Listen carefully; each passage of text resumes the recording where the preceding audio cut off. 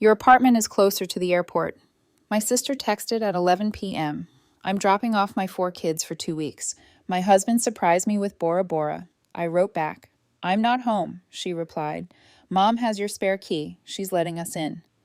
I smiled and called security to change the locks immediately. When she arrived at my building with 4 suitcases, the doorman had new instructions. My name is Rebecca. I'm 34, and I fly people around the world for a living.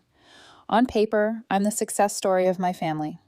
First one to finish college, licensed commercial pilot by 27, steady job with a major airline, decent apartment in a city my parents still call too expensive. I spend half my life in the sky and the other half trying to catch up on sleep. In my family, that translates to one thing. You're the one with money, not you worked your ass off, not we're proud of you. Just you can afford it, Rebecca. I'm the oldest. My sister Hannah is 31. She has 4 kids under the age of 10, a husband who dabbles in crypto, and a talent for making every problem sound like my responsibility. My mom, Linda, is the kind of woman who lives for Facebook posts about being a selfless mother. My dad mostly hides behind his newspaper or his phone and lets her speak for both of them. I don't see them often because my schedule is insane. Rotating shifts, red eyes, time zones that make my brain feel like scrambled eggs. But about once a month, if I'm in town on a Sunday, I drag myself out to the suburbs for dinner. That night, the night everything really started sliding, I had just come off a brutal 4-day trip. New York to London, London to Rome, Rome back to JFK, then down to Miami. Delays, turbulence, a screaming drunk in row 18. I'd slept maybe 6 hours in 2 days. But my mom texted, "Family dinner. Everyone's coming.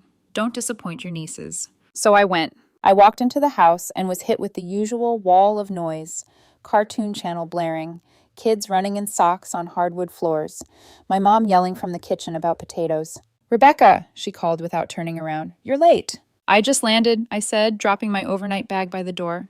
Literally, I came straight from the airport. Hannah was at the table with her phone, one hand shoveling macaroni into the toddler, the other scrolling TikTok. She glanced up at me and smirked. "Must be nice," she said, "flying around the world while the rest of us have real lives." I took a deep breath. I was too tired to argue. Mom turned, wiping her hands on a dish towel. "We were just talking about the van," she said. "Hannah's is dying. The mechanic said it's dangerous to drive with the kids. We figured you could help." There it was. No hello. No how was your flight. Straight to the ask. Hannah rolled her eyes dramatically.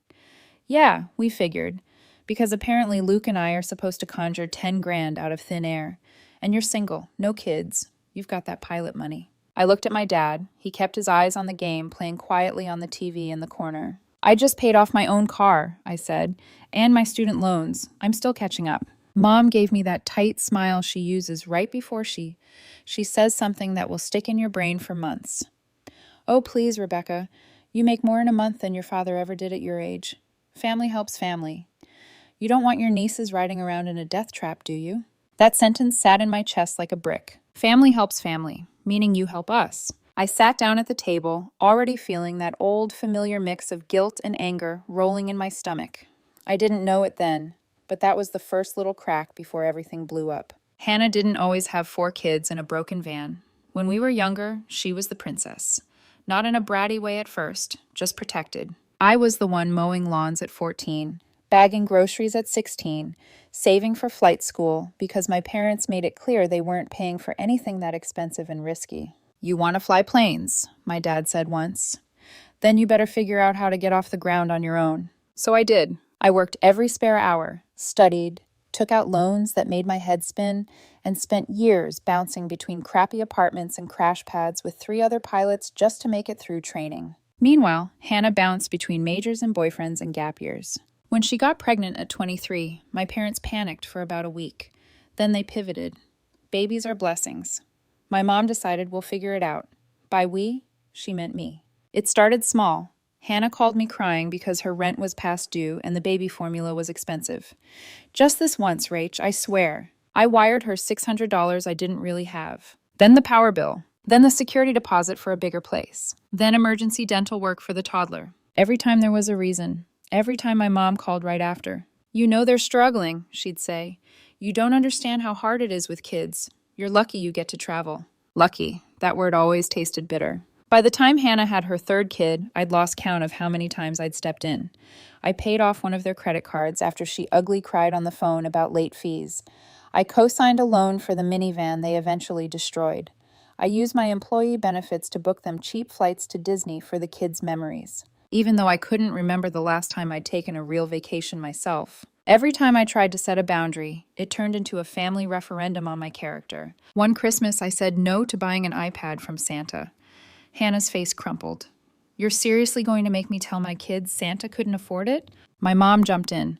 Rebecca, stop being dramatic. It's just money. You can't take it with you. Dad cleared his throat like he wanted to speak, then went back to his ham. I started to feel less like a daughter and more like a walking ATM with a pilot's license. The thing about flying is, from the outside, it looks glamorous. People think layovers mean sightseeing and cocktails. In reality, it's dragging your wheeled suitcase through airports at 4 a.m, eating sad sandwiches alone in hotel rooms, and waking up not sure what country you're in. On my days off, I was exhausted. I needed quiet, sleep. Instead, my phone never stopped buzzing. Aunt Rebecca, can you watch the kids Saturday so Luke and I can have date night? Hey sis, any hotel points you're not using? There's this resort. Can you cover the difference on this car seat? The safe ones are so expensive. If I didn't answer fast enough, the group chat lit up. Family. Mom, Rebecca, Hannah. Wow, must be nice to ignore your family. Mom, we never ask for anything unless we really need it. That wasn't true. They asked constantly, and they never saw it. I remember one day sitting in a layover hotel in Chicago, staring at my banking app. I had just transferred $1,200 for school uniforms and fees. My savings account looked thin for someone who worked as much as I did. I did the math. Over the last 5 years, I'd given them enough to buy that van twice, enough to put a down payment on a small house, enough to have taken myself on a vacation that wasn't just sleeping in a different bed between flights. Instead, I had Hannah's text from the week before. Honestly, you should be grateful. We give your life meaning. Without us, you'd just be some lonely woman in a cockpit. I didn't respond to that one. The resentment built slowly, like a flight that keeps getting delayed in 20-minute increments. You stay at the gate because surely this delay will be the last one. The final straw came on a Tuesday night. I was finally home after another run of back-to-back flights. I'd showered, eaten cheap takeout on my couch, and was half asleep on top of the covers with some random documentary playing in the background. My phone buzzed at 11:02 p.m. It was Hannah. Your apartment is closer to the airport, she texted. Dropping off the kids for 2 weeks. Luke surprised me with Bora Bora. I stared at the screen, trying to convince myself I'd misread it. 2 weeks? No warning, no question. I scrolled up, looking for any previous message about this trip. Nothing. I typed, what? 3 dots appeared. Then we fly out tomorrow afternoon. This is literally the only time we can go. You'll be fine. Kids love you. My heart started pounding. I looked around my 1-bedroom place. Tiny couch, 1 bathroom, 0 childproofing. I pictured 4 small humans tearing through my stuff while I tried to sleep between flights. Also, I wasn't even going to be in town for most of those 2 weeks. My schedule was already set. Long-haul flights, multiple overnights. I typed, I can't, I'm working, I won't even be here. Her reply came fast, like she'd already prepared it. Mom has your spare key. She's letting us in. We'll drop them at your place on the way to the airport. Don't make this a thing. My stomach dropped. They had already decided. I stared at that line, Mom has your spare key, and something in me went cold. I realized in that moment my own home wasn't really mine in their heads. It was another resource, another thing they could use. I put my phone down. For the first time in years, I didn't immediately start thinking of how to make it work. Instead, I felt this strange, sharp calm. I picked the phone back up and smiled at my reflection in the black screen. Then I scrolled to the number for my building's front desk. Front desk, this is Miguel. Hey. It's Rebecca in 14B, I said. My voice sounded weirdly steady, even though my heart was pounding. I need to ask you something about the locks. There was a pause. Sure, Ms. Collins, everything okay? Not yet, I said, but it will be. I explained quickly that I needed my locks rekeyed first thing in the morning, that under no circumstances was anyone to be let into my apartment without me physically present. Not my mom, not my sister, not family, no one. Miguel was quiet for a beat. Got it, he said finally. We can have maintenance there at 8, and I'll make a note for all doormen. No access without you. Thank you, I said. I hesitated, then added, my mom may show up saying I approved it. I didn't. He chuckled softly. We see that a lot. Don't worry, we'll follow your instructions. After I hung up, the adrenaline hit. My hands shook. My phone buzzed again. Mom, Hannah told me you're being difficult. Before I could respond, she called. I answered. What is this I hear about you refusing to help? She snapped before I could say hello. Your sister finally gets something nice and you're going to ruin it. I'm not ruining anything, I said. I have work. I can't take 4 kids for 2 weeks. That's not babysitting. That's parenting. You're exaggerating, she said. They'll be in school most of the day. You're barely ever home anyway. What's the difference? I am home when I'm not on a flight, I said. Those days are the only time I have to rest. I can't be responsible for 4 kids alone. It's not safe. She sighed dramatically. I knew this was coming. Money's gotten to your head. You used to be sweet. I laughed. It came out harsh. I used to be scared, I said. That's not the same thing. She went quiet just long enough for me to picture her face, lips pressed thin, eyes narrowed. Listen to me, she said finally. We already told the kids they're staying with you. Hannah and Luke have non-refundable tickets.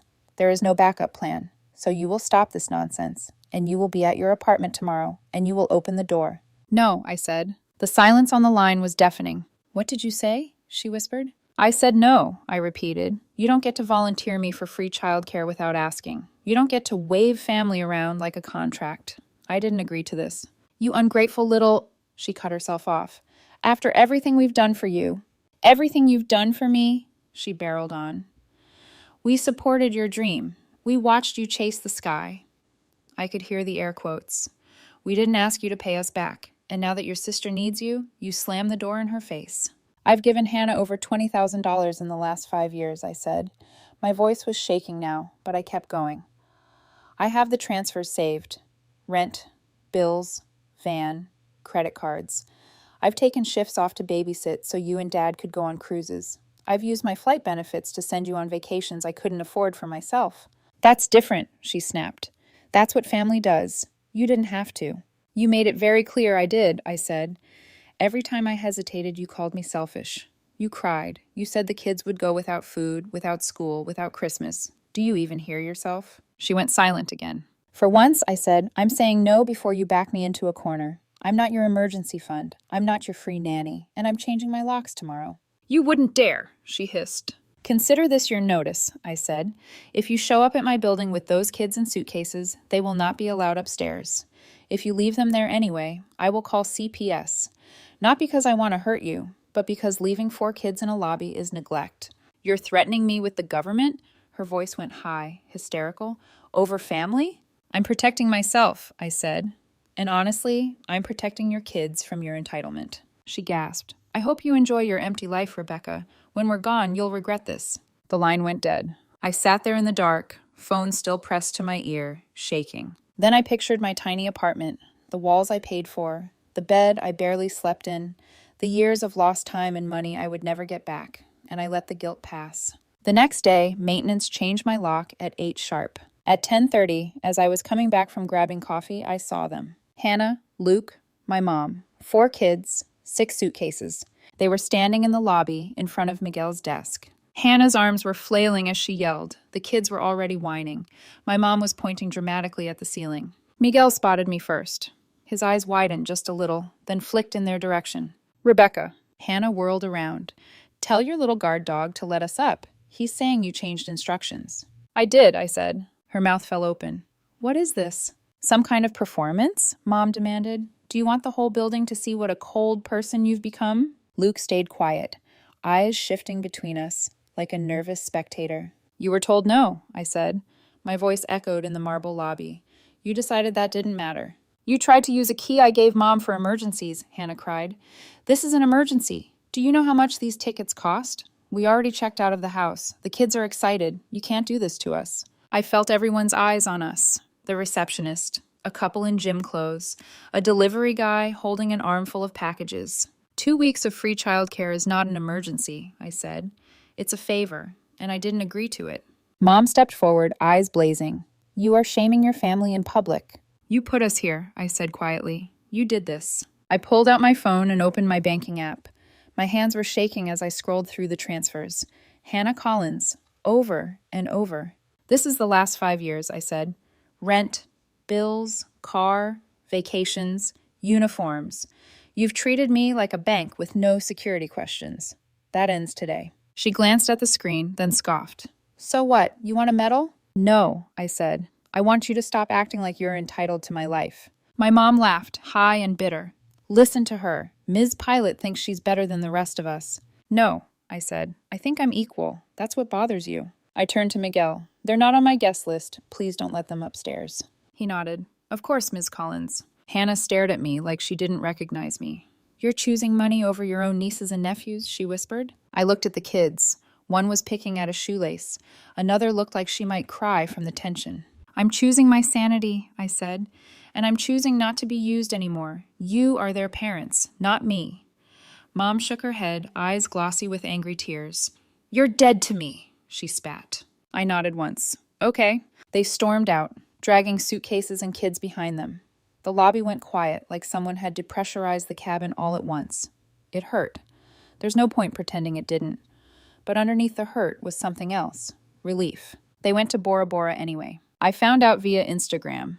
3 hours after the lobby showdown, Hannah posted a photo of herself in oversized sunglasses, holding a coconut with a little umbrella in it. The caption read, "Finally taking time for us. #deserved, #blessed." The kids were tagged at Grandma and Grandpa's. So much for no backup plan. I stared at the screen, then laughed. Not because it was funny, but because of how predictable it was. My mom texted me that night. You humiliated us, she wrote. Your father is furious. The kids are confused. I hope your empty apartment keeps you warm at night. I put my phone on Do Not Disturb. The next few days were weirdly quiet. No constant buzzing for favors. No guilt-laced, just checking in messages. No requests for money. I went to work, flew my flights, came home. The silence felt heavy at first, like I was missing a frequency I'd always been tuned into.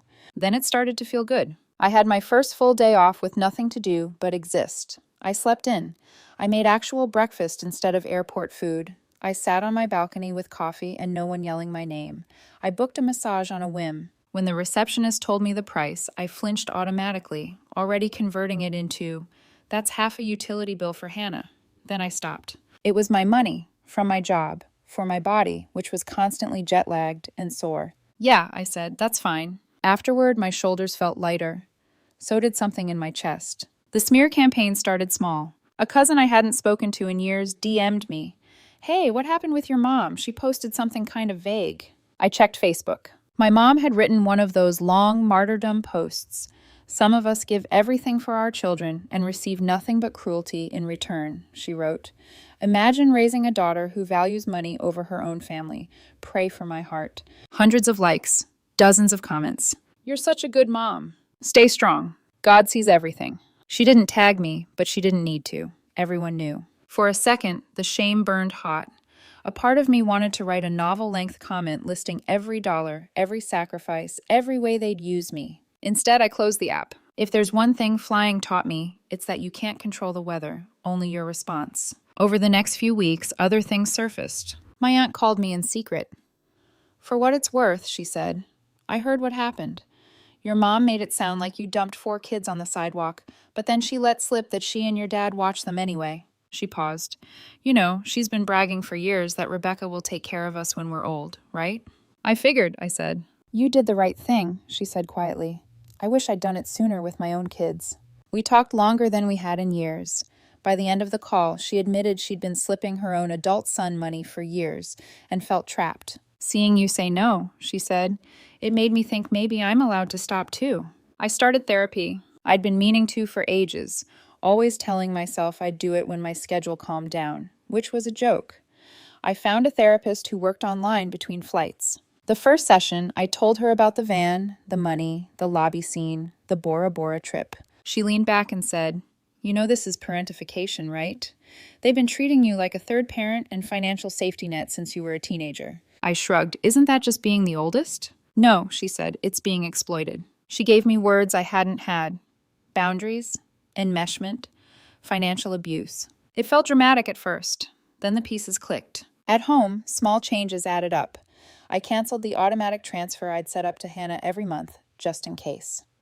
I closed the joint emergency credit card my mom had for the kids. I changed my will to leave my assets to a charity and a couple of friends instead of my parents, something my mom had pushed me to write when I first started flying. I watched my savings account slowly grow for the first time in years. On a rare long stretch of days off, I booked myself a trip. Not as crew, no uniform, no cabin announcements, just as a passenger, somewhere quiet by the ocean, with no one's needs but my own. I almost felt guilty standing in the boarding line with my own suitcase and no responsibilities. Then I remembered Hannah on that beach with her coconut, captioned #blessed, paid for partly by the money I'd already given her over the years. I allowed myself the exact same luxury, only this time it wasn't on anyone else's back. Back home, things shifted with the rest of the family too. My dad called once, just once. He cleared his throat the way he always did before saying something uncomfortable. "You know your mother is upset," he said. "I know," I replied. "She says you disrespected her." I waited. "I also know how much you've helped them," he said quietly. "I've seen your name on their bank statements more than once." Silence. "I should have said something sooner," he admitted. "I didn't. That's on me. I didn't know what to do with that. I'm trying," he added, sounding old all of a sudden. "I don't agree with how that Bora thing went. It wasn't right. It wasn't a full apology. It didn't erase anything. But it was the first time in my entire life my father had acknowledged the dynamic at all." "Thanks for saying that," I managed. He didn't push me to make peace. He didn't tell me to apologize. He just let the lines sit there, gentler than usual. "I hope you're taking care of yourself up there," he said before hanging up. "I am," I said, and for once it was true. Hannah stayed quiet. No texts, no calls, no happy birthday, even though I knew she'd seen the notification on Facebook. Then one day, about 6 months later, my phone buzzed. "Hannah." I stared at the screen for a long time. Then another bubble appeared. "I'm not asking for money." I exhaled, not realizing I'd been holding my breath. She followed with, "I just wanted to say, we found a sitter. We budgeted. It sucked, but we did it." I waited. "And I shouldn't have tried to dump the kids on you like that," she typed. "Luke said if anyone tried to do that to us, we'd lose it." I sat down on the edge of my bed. "I'm glad you figured it out," I wrote back. "You're their parents. You'll find a way." She didn't exactly apologize, but it was the closest she'd ever come to admitting I'd been right to say no. We didn't suddenly become best friends. I didn't start wiring her money again. But the tone had shifted from "you owe us" to something more level. I realized then that me saying no hadn't destroyed them. It had forced them to finally grow up a little. And it had forced me to finally live my life like it belonged to me. Sometimes on red-eye flights, I still hear my mom say, "You're dead to me," and my own calm, "Okay." I was scared that moment would haunt me. Therapy made it clear. I didn't end my family. I ended my role as their wallet. Now things are distant but quiet. Hannah handles her own bills. The spare key is finally mine again. I'm still their daughter. But I fly my own plane, and I choose where my time and money land.